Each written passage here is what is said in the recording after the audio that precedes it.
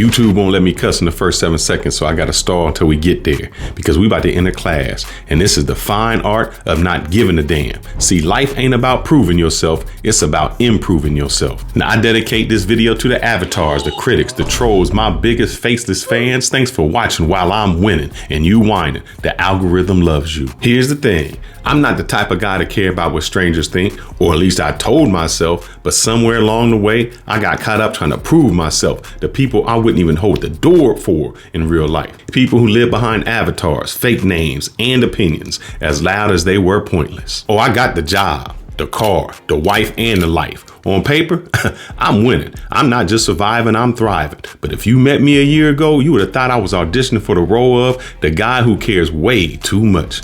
I wasn't living my life. I was living for the opinions of others. Oh, it started out innocent enough.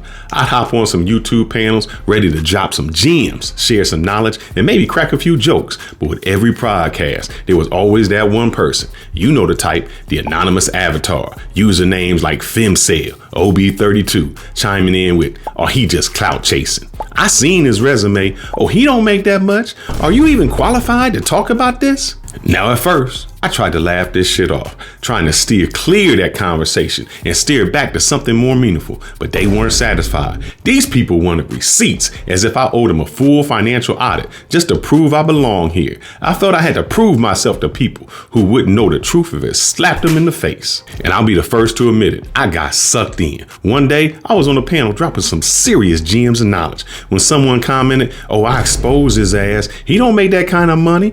I don't know what came over me, but I stopped in mid-sentence, pulled out my phone, showed a picture of my ride, my house, my receipts, and my 401k. Let me tell you something. Even after I showed receipts, they made more accusations. See, giving evidence to an internet troll is like pouring champagne into the trash can. It's a waste, and they still won't appreciate it. Oh no, but I wasn't done.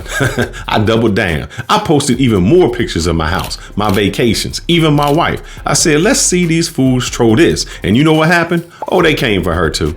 As I told you before in a previous video, I married a Latin lover that was half my age. She had that squeeze game, and so far we had to procreate so I could make my legacy. After my haters and distractors watched that video, they went ham in the comments. They said she probably with him for his money, even though she met me when I was broke as a joke. They said she gonna leave him when she get his green card. Now sometimes I wish that was true, and ICE would break in my door and deport her ass back to the island she came from. But unfortunately, her ass is a US citizen. Then they had the nerve to get in the comments and say, "Hey, you know, habla English? She don't speak no English?" Yeah, I bet she don't speak English. You and me both. Do you know what it's like to get cursed out in 3 different languages? Oh, and that's when it hit me. No matter what I do, these people would never be satisfied. I was playing a game I couldn't win with people who weren't even in the same league as me.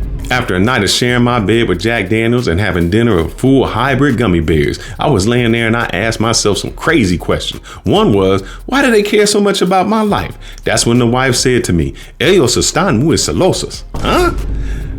What the hell does that mean? That means they peanut butter and jealous. They hate us because they ain't us. And just like that, she was right.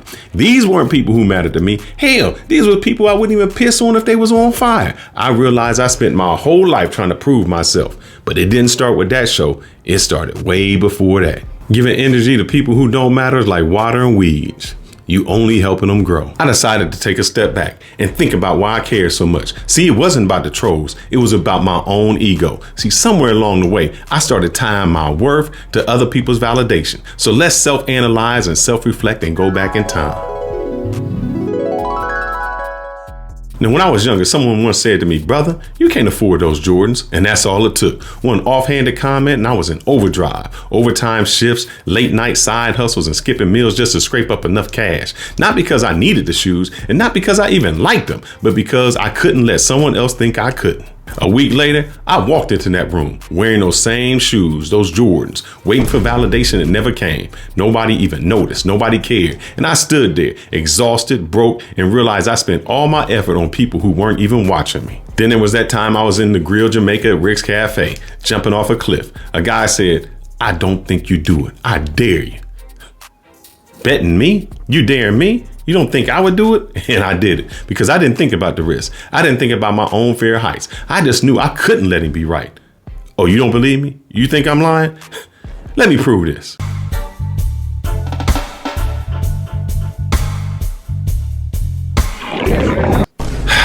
Courage without purpose is just recklessness. Now, I realized as I was jumping off that 35-foot cliff into the ocean, I wasn't being brave. I was just being foolish, putting my life on the line to impress someone who wasn't even worth it. That has me reminiscing over a chick I used to date. Never trust a big button to smile. See, there was this chick I used to date who said my salary doesn't match my vehicle. She said I made too much money to be driving a Toyota Prius. Even though I was happy with my Prius, it was great on gas, great residual value. She said weed would look great in a convertible. So what did my dumb ass do? I shelled out $125,000 for a convertible. Now there's three things that don't go together: a convertible, a bald head, and a Texas summer. I had that car for 2 years and I only drove it 2,000 miles. If someone tell you that black don't crack and black people don't get sunburned, they lying to your ass. My car payment was more than most people's rents, but the car wasn't for me. It was a trophy I bought for people. Expensive things bought for validation are the most costly mistakes. I learned that freedom doesn't come from what you own. It comes from not needing to own anything. The turning point? The moment everything clicked wasn't dramatic. No car crash, broken heart, no epiphany at the top of a mountain.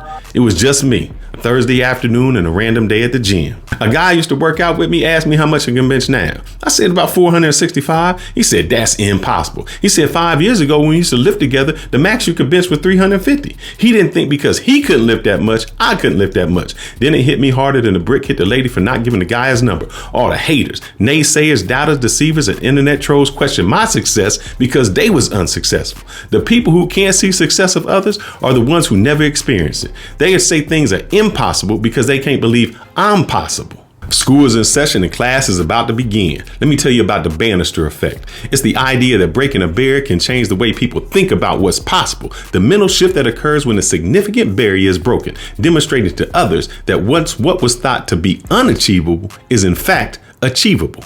Welcome to history class. Now I know the name Roger Bannister doesn't mean anything to anyone, but before 1954, the world said it was physically impossible for a human to run a mile in under 4 minutes. Many had tried and no one could do it. See, scientists used to say that about bumblebees. They said the bumblebee's wings are so small and the body is so big, it should be physically impossible for the bumblebee to fly. The problem was nobody ever told the bumblebee. The same thing, nobody ever told Roger what couldn't be done. Roger went to the school of not giving a damn what others thought. At the age of 25, Roger ran a mile in under 4 minutes. What was thought humanly impossible has now been broken over 1,800 times. You can be the first, or you can sit on the sidelines and say what can't be done. You can be outstanding, or you can be outstanding. Jim. For the newer generation, this is also called the Buster Douglas conspiracy.